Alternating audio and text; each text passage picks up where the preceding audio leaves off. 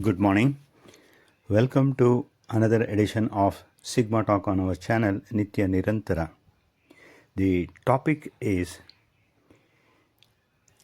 Indo-Saraswati civilization or Indus Valley civilization. If you are new to the channel and like the content of this and the other earlier, you may subscribe to this channel and share the contents with your friends, relatives and others, and also on the social platforms where you are active. Don't forget to give the feedback to improvise. If we look at the civilizations of the world, Mesopotamia, Egypt, China, American, nothing of this ancient civilization remains except extraordinary monuments, incomplete legends, tradition, inscriptions, etc. But the culture that created these monuments are long gone, hence it is impossible to study clearly except by concluding things from what remains are available to us or left behind by these people. These always it is said, always we have to look forward, forgetting the past bad things. But when you look at our civilization behind us, it gives a sense of security and peace of mind. But it is a double-edged sword. If you look introvertly, it leads to violence, just like what happened with Germans. In the Indian subcontinent, things are very different. The oldest civilization, the Indus Valley civilization, it was lost and buried till 1920. The site Harappa and Mohenjo-daro were discovered on the banks of the river adjacent to the river Indus, which is now in Pakistan. The archaeologists pushed the date by about 5,000 years before Christ. It is because of the location of these civilization and the river on which it was found, the Indus Valley civilization. The first to be discovered was the Harappa settlement. The excavations are still continuing. There are about 2,500 to 3,000 sites excavated or discovered along the river Indus and the eastern side of the river Saraswati. All along this eastern side of the river Saraswati, which dumps the water into the Arabian Sea. This also went dry almost about 4,000 years ago. We don't know how and when this Indus Valley civilization started and how it did come to an end. But most of the excavations are done on the riverside of Saraswati and Indus. Many of the scholars prefer to call this civilization as Indus-Saraswati civilization. The name correctly describes the geographical location of this civilization where it flourished. And it is a mystery till date about, as I said earlier, the beginning and the end of it. This civilization is an architectural, cultural marvel carrying out civil engineering feats,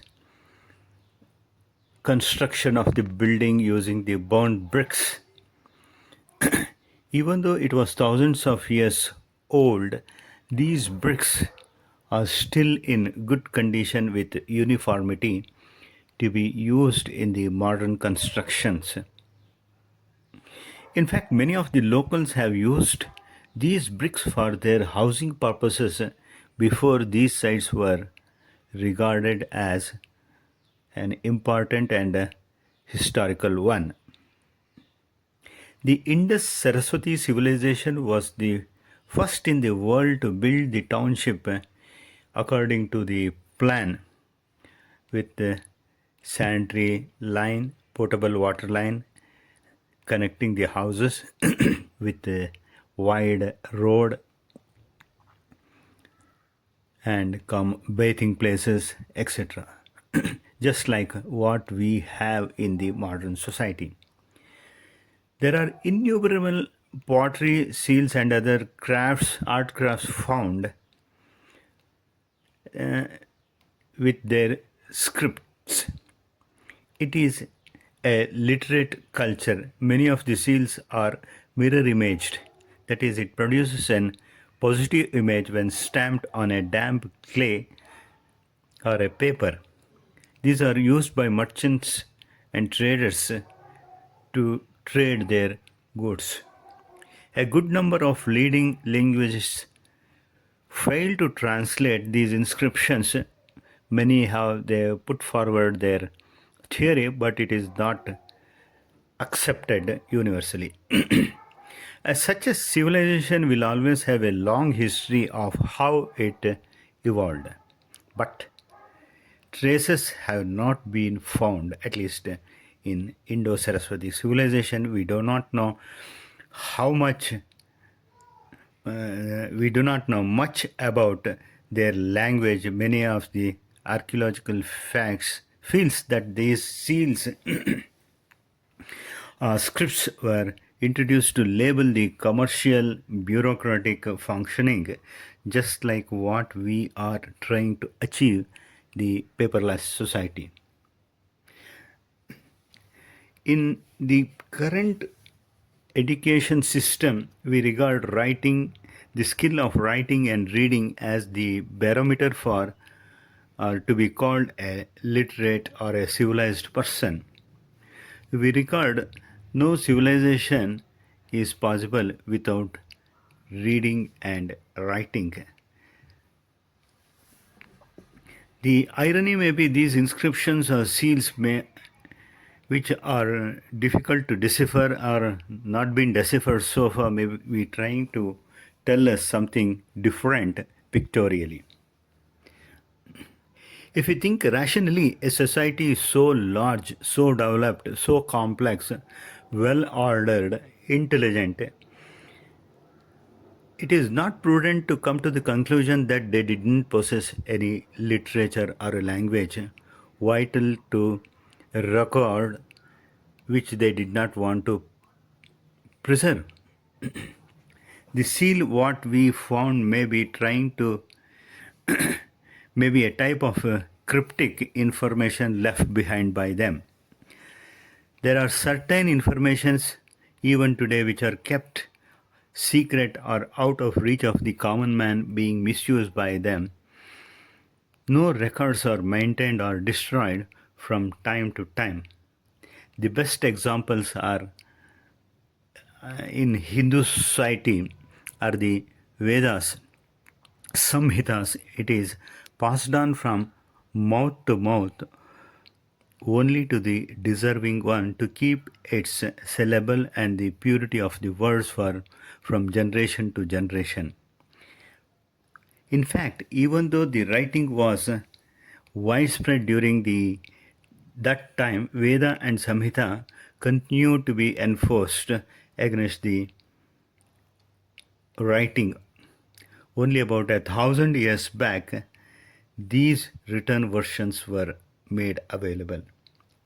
It is for this reason wherever we go in India, all along, the recitation of the Veda are heard the same.